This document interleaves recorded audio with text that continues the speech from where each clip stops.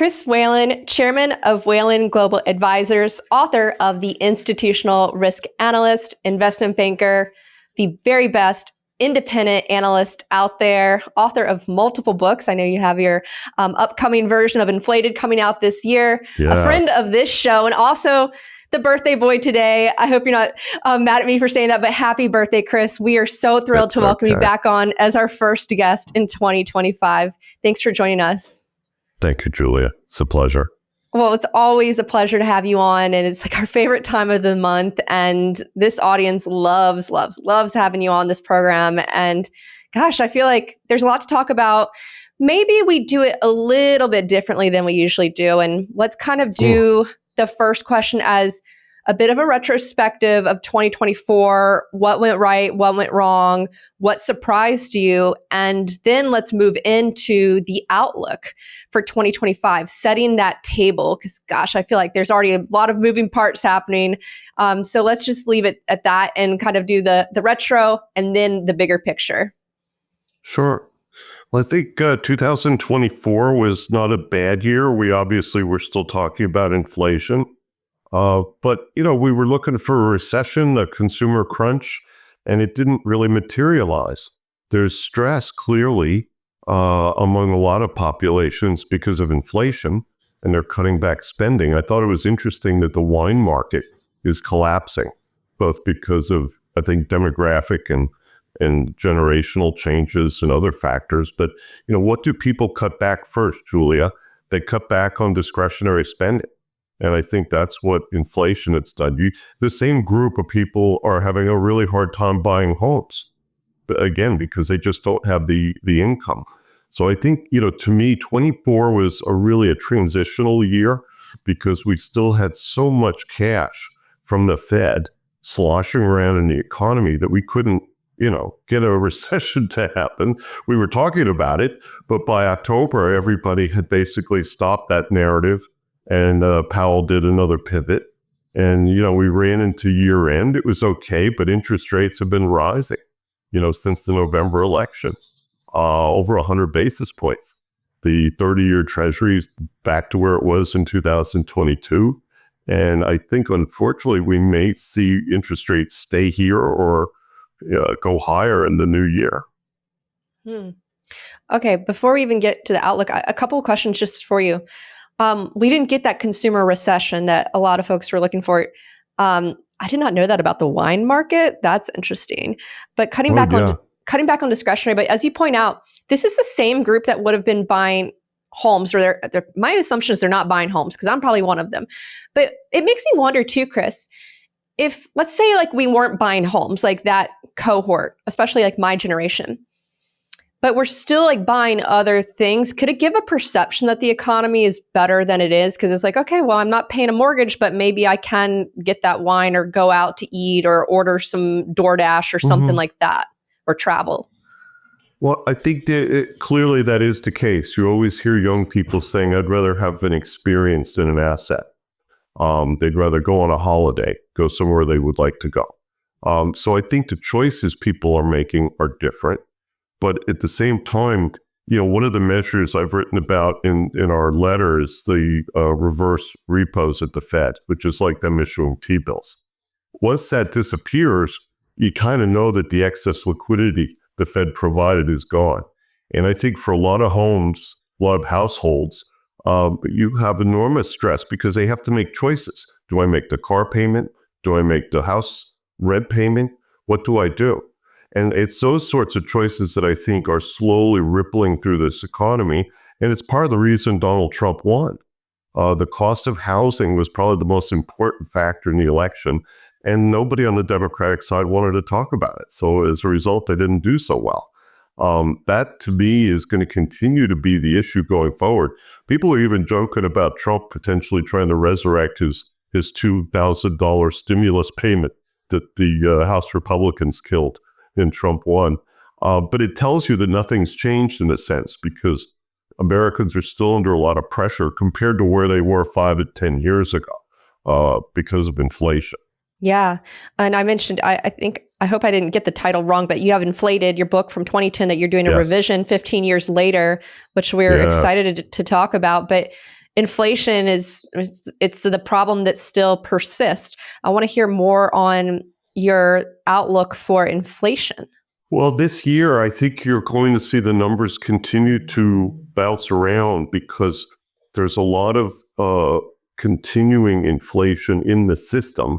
The question is anybody at the Fed or any of the other monetary authorities around the world willing to tighten enough to get rid of it?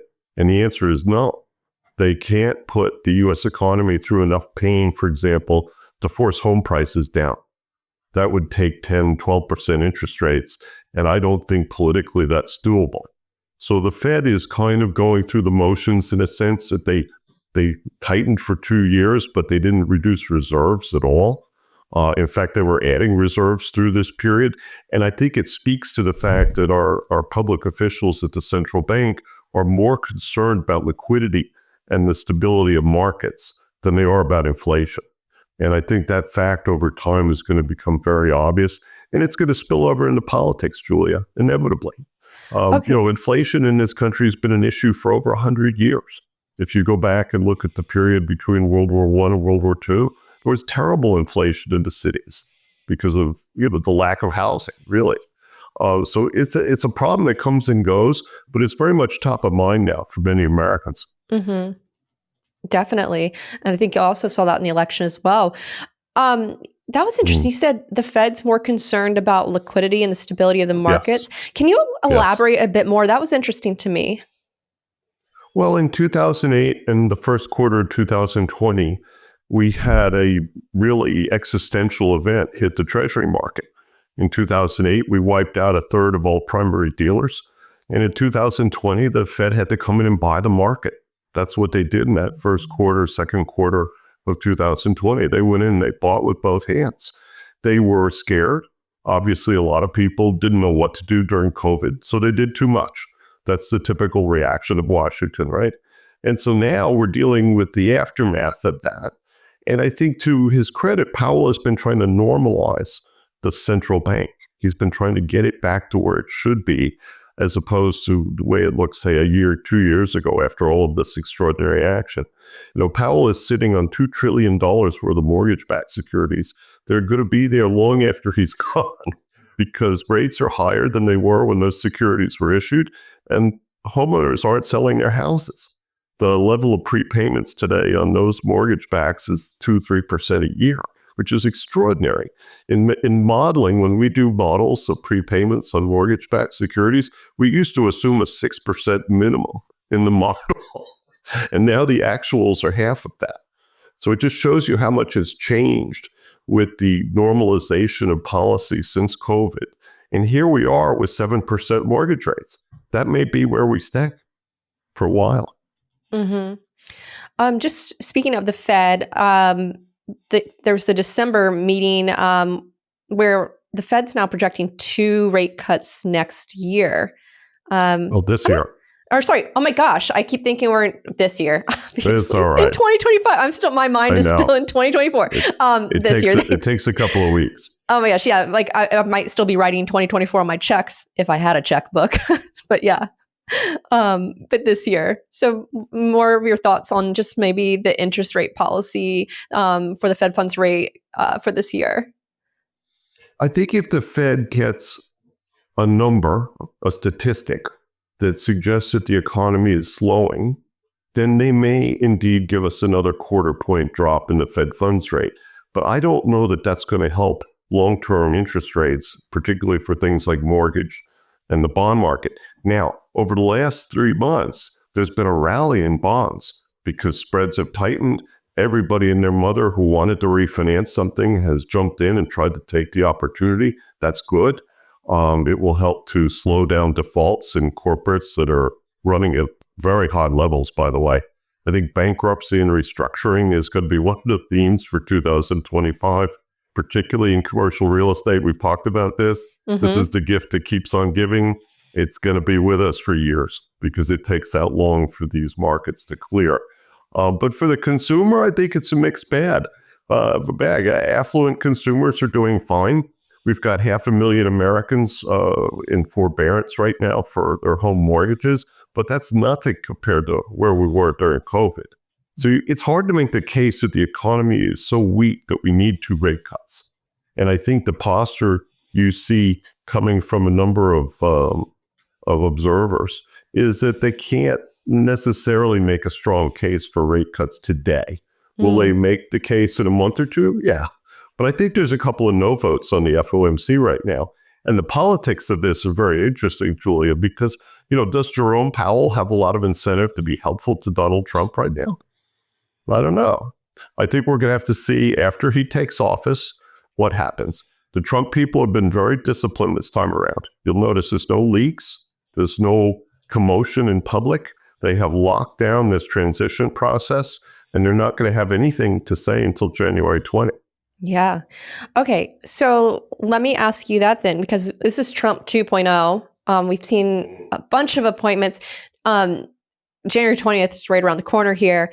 Just maybe more of your thoughts on what are you going to be looking for in the next Trump administration? Well, the big picture for Trump is, can he start to make progress on the federal deficit without digging a hole for himself politically? That's the bottom line. Americans don't like tax increases. This is something, that's historical going back centuries. And at the same time, though, the markets are not going to be kind to him either. If he comes forward with a proposal that greatly increases the deficit, I think the bond market is going to react very negatively to that. So that's kind of one thing that's definitely going to be on my radar screen. Another big prospective event is the release of Fannie Mae and Freddie Mac from conservatorship. If the Trump people go forward with this, the disturbance to the conventional loan market, which is half of the mortgage market that Fannie Mae and Freddie Mac underwrite, is going to be considerable. And I don't think that people have focused on this. I can tell you that the mortgage industry is still not focused on this. And there are a number of trade associations and lenders in Washington who are going to have to make a choice.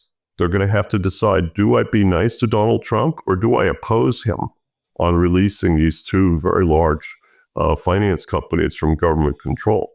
So I think that's going to be a significant factor that I'm going to be watching this year. The rest of it is, the banks did very well in the fourth quarter of last year, especially after the election. Crypto, just about everything took off, right? You had banks up 45% at the end of December. That's not necessarily a normal thing for banks. That's a big move, yeah. Well, and the big performers like American Express and Axos and Ameriprise, they were up 60, 70%. So that tells you that these markets are still very speculative, very much momentum driven. And the question is, do we see a more normal market in 2025? Once the interest rate picture gets a little clearer, once we really know if there's a recession in prospect, then I think a lot of other things are going to settle down. That's my hope anyway. I guess to that point, what is the probability of a recession from where you sit? Right now, very low. We published a piece on consumer credit this morning. And what I would say to your listeners is look at that chart that shows net losses for credit cards going back 40 years. And what you see is that the credit card market that's issued by banks has gone up almost threefold since 2008. The level of net loss, which we call charge-offs, net charge-offs, has basically been flat. So other than 2008, which was quite a horrific loss event, the numbers haven't been that bad. And I have a lot of friends in the market who I love dearly who keep predicting the end of the world. And then I look at the data and it just doesn't show that. We looked at the top 6 consumer lenders. They're basically flat. Revenue's good. Funding costs have stabilized. Net losses are flat.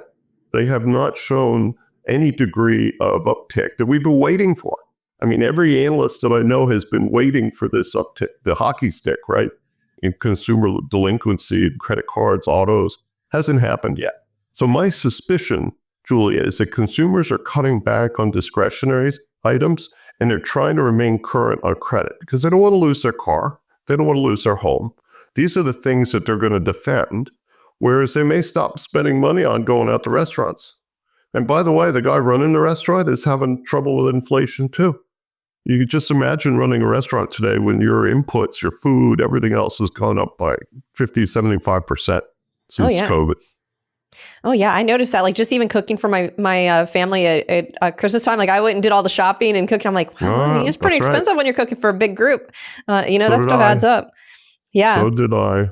yeah, certainly. All right, Fannie and Freddie. This is a big topic. It's a big debate too, and I know, like every time I talk about it, there are divergent views in the comments section. This is something Bill Ackman has brought up. I know he's been in the trade for over a decade at this point. I think almost a decade. Yeah. Will they be released from conservatorship? So sounds like that's certainly a possibility. Do you think it's going to happen? I think they're going to talk about it, and the stocks are going to be very volatile. Fannie Mae and Freddie Mac were up 300% last year, particularly after the election. And I think that Bill Ackman and the other professionals who've been trading this stock are interested in trading the stock. I think they're largely indifferent to whether the entities are ever released from conservatorship. It was cute. I published a critique on Ackman's comments over the holiday, and he talked about his historic cost on his shares, but he didn't tell us what the total return has been on his trading activity over the last decade. That's what I'd like to hear about. And I'm sure he's done quite well.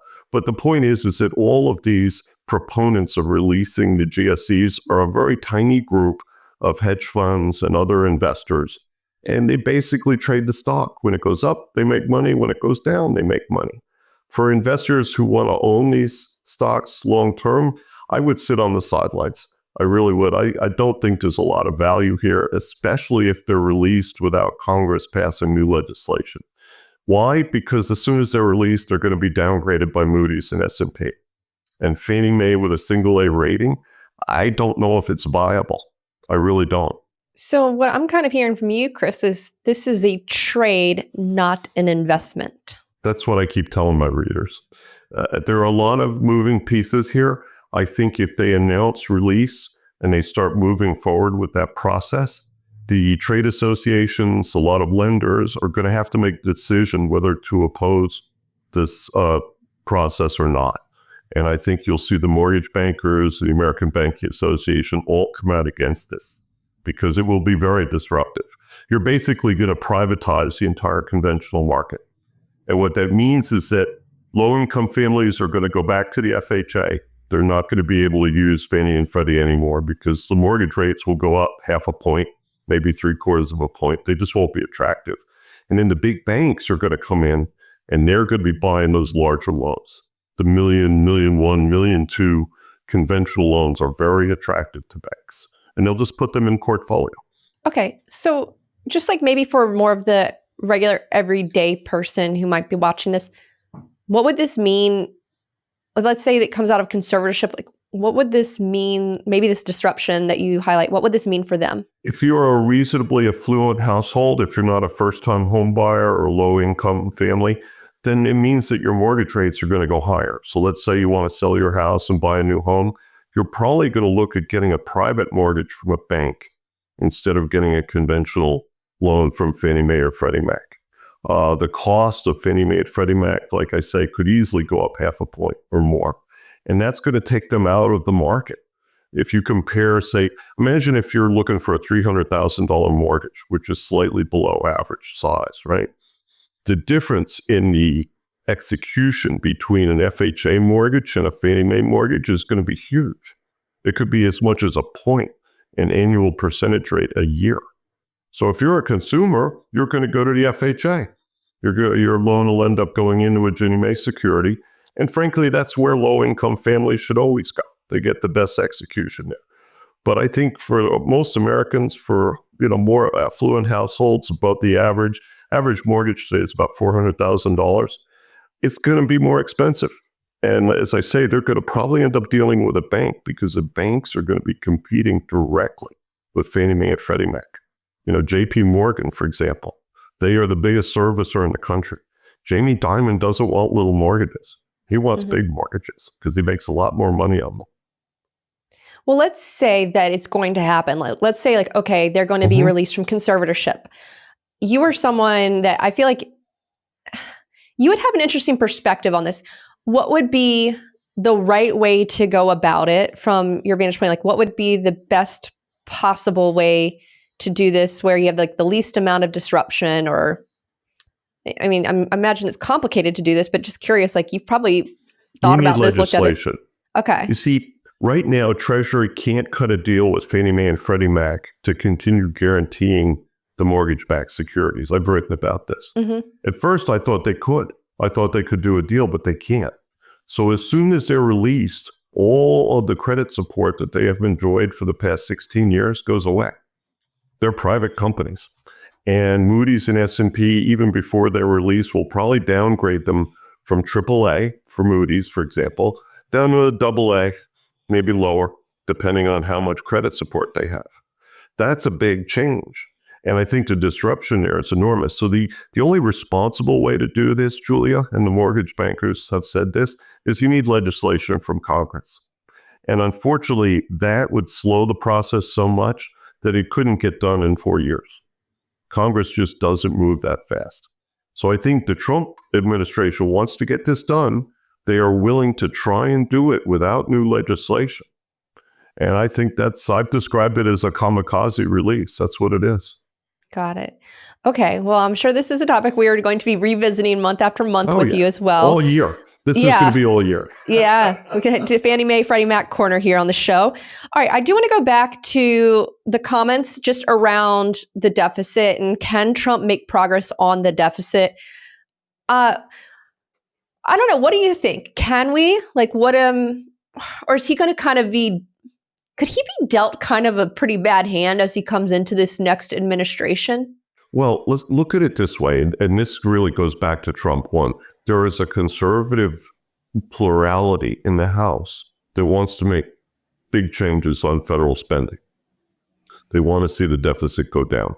So if Trump isn't willing to make policy changes that are supported by that group, then he's going to have to work with moderate Republicans and the Democrats to get things done. That means no change. I think that if we continue to see $2 trillion deficits every year, the U.S. is going to be downgraded. We're finally going to see Moody's downgrade them to probably AA+. And indeed, if Moody's has to look at Fannie Mae and Freddie Mac, I worked in the ratings business, as you know. The first thing they look at is the ratings that support the issuers that they're, looking at.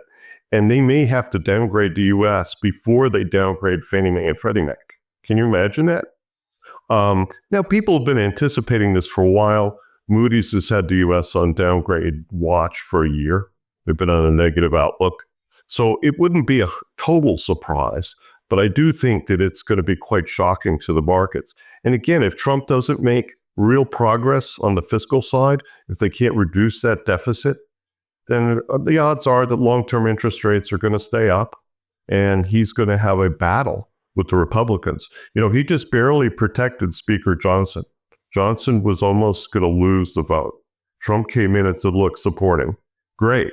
But if they don't placate that conservative group in the House and also the Senate, then I think they're going to have an internal war on their hands. What about the debt situation? I'm just looking at here we go, the U.S. debt clock, 36.3 trillion and continuing to tick higher. I mean, I don't know. I'm definitely not an expert, but I'm kind of like, I would like to see something done here on the debt side or... That's right. What are your views there? You need to freeze spending. Congress has been basically increasing everything 10% a year because they don't have a budget process on Capitol Hill anymore. It's a shambles. So I think one of the things that Trump should probably consider is just simply freeze outlays on discretionary spending and freeze them for a couple of years because the economy grows. That's one of the things. If you use time and use the natural growth of the economy, you can get the deficit under control. But it means you have to say no to people. And this is not a population that's used to hearing the word no. So again, if people like you and I say, fine, we have to reduce the deficit, the question is where? Military spending, all of these areas that have been sacrosanct over the last decade, all of them have to be cut if you're going to make progress. And that's going to take a lot of work. Now, they have Elon Musk and other people who are supposedly focused on this. But Washington is as it is. It's not going to change quickly, Julia. And I think that unfortunately, we're going to have to see some members of Congress who are willing to do the right thing even if it means they get immolated in the next election. And that may be the case. Every time Congress has really done something tough, oh God, it's been a while, but I can think of some banking legislation they passed years ago where many members of Congress lost their seats because of that vote. Are they willing to do that? This is like, the Kennedy book, Profiles in Courage, right? Do we have people on Capitol Hill who are courageous, or are they just there to get some for themselves and their constituents? That's typically been the American model. But I do wonder, could it become more politic? There's maybe more of an appetite for it, or you get the 30-year bond up. Let me give you an example. Janet Yellen hid the budget deficit by issuing lots of T-bills. Mm-hmm. And she did this in part because it was also helpful to the Fed from a policy perspective. They wanted to buy short-term securities for their portfolio. Now, Scott Bessent, the gentleman that they've nominated for Treasury Secretary, has said the obvious, which is that we need to start issuing term debt. And that means that the long end of the curve, anything from 10 years on out, is going to go higher. Interest rates are going to go higher on mortgages, corporate bonds, everything else. The markets ultimately are the barometer politically in this country. So if the stock market weakens and goes down, that's bad for Donald Trump. If long-term interest rates go higher, again, bad for Donald Trump. How do you counteract those two things? You make progress on the deficit. Because if you make real progress on the deficit, if you cause long-term interest rates to stabilize and even fall, well, then you don't have to worry about the Fed, do you? See, I said for a while that Trump has the opportunity here to take control of the narrative back and get us away from this, worship of the Federal Reserve Board, and instead focus it where it belongs, which is on the Treasury. The fiscal policy of the United States is all that matters. And if they can get that under control, then Trump's going to be, one of the more famous presidents in recent history. I don't know if that's going to happen, though, because you have Democrats and moderate Republicans who have no interest in change. They've actually been talking about how much more debt they could add with tax cuts without tipping the boat over. So, it's Washington. Until you shock these people, as we did in 1933, they're not really willing to make tough decisions. Do you think that we could, what would that look like to see that shift, that narrative shift from the Fed to the Treasury? How would they make that happen? What needs to happen? And what would be more of the broader? Cut the deficit. Cut the deficit. You cut the deficit, guess what happens? The 10-year, the 30-year Treasury all rally. Interest rates fall. Remember, rates have risen all by themselves over a point since Donald Trump was elected. Now, the stock market's done really well, but what is the bond market telling you? Remember, this is one of the first times in recent memory when the stock market and the bond market have not been correlated. They're actually starting to behave normally again. If Trump doesn't attack the fiscal issue head on in his first year, then I think he could have a lame duck term much sooner than he thinks. Okay. This is fascinating. Just let me ask you this, and because can you share a bit more, maybe how are you thinking about the markets this year, given these kind of potential scenarios then? The stock market is ready for a downward adjustment. Nobody wants to say that. Nobody on the street wants to say that. But the reality is that stocks ran very well, both in 2023 and 2024. They had moments when we were worried about a recession. Remember last summer in August and September, everybody was wringing their hands. But generally speaking, stocks have really outperformed expectations. I would not be surprised to see them give back a little bit of that ground. But having said that, managers are fully invested, and they want to stay fully invested. You have ETFs that are more than half of the market today. What do they do when stocks go up? They buy more. So there is this long bias in the passive strategies that we see in the markets. And the only way you can fix that is to force stocks to go down. When they do, the ETFs are aggressive sellers. That's the interesting thing. If you if you saw a real sell-off in stocks, it will accelerate. And we've already had people writing about this and worrying about this. Mike really Green is years. one of them. Yeah. He's been on this program. Michael. Michael is always on it. So, we've had this long bias, and yet I can tell you, that as I go and readjust our index at the end of January, I'm really thinking that some of these stocks need to trade off because the performance isn't there. If you look at bank earnings, it's okay. It's recovered, but it's nothing spectacular. Well, Chris, I got to say, we love having you on. It's always the best way to start the month and the best way to start the year. I want to give you the final few minutes here to, leave the folks watching and listening with some parting thoughts. It could be something that you want to reinforce, or maybe something we didn't get to talk about in this conversation. And then obviously let folks know where they can find you, follow you, and remind us when the book is coming out again, too. Oh, sure. Well, I'm Chris Whalen. I published the Institutional Risk Analyst. I also publish a column for National Mortgage News. We go deep into the weeds on housing. What I would tell you is that I'm pretty optimistic about this year. I don't want people to think I'm pessimistic, but it requires leadership. If we get some real leadership in Washington, we can put aside some of the silly policies we saw under Joe Biden over the last 4 years, then I think we can make a lot of progress in this country. We have to remember that the federal deficit and the debt are demographic problems. They are a function of the baby boom. The baby boomers are dying. I'm at the end of the baby boomer, wave, but they had a big party and they left a mess, and now they're kind of exiting stage right. So the people who have an interest in the future have to focus on getting the U.S. government back under some control, because then the world is our oyster. We have nothing to worry about. There is no country in the world, including China, that can compete with the United States if we manage it in an appropriate and a sober sort of fashion. So that's really the challenge. And I think, Donald Trump is playing to the history books. If you look at the difference between the transition in 2016 and what we're seeing today, I think this group is very focused on making changes. And so I'm gonna withhold my judgment until after the inauguration and we can find out really what he has planned. Chris Whalen, chairman of Whalen Global Advisors, friend of this show. Thank you so much for being so generous with your time, your knowledge, your ideas, and for being here every single month, and wishing you a happy birthday and a happy new year. Thanks again, Chris. Thank you, Julia. Have a great day. You too.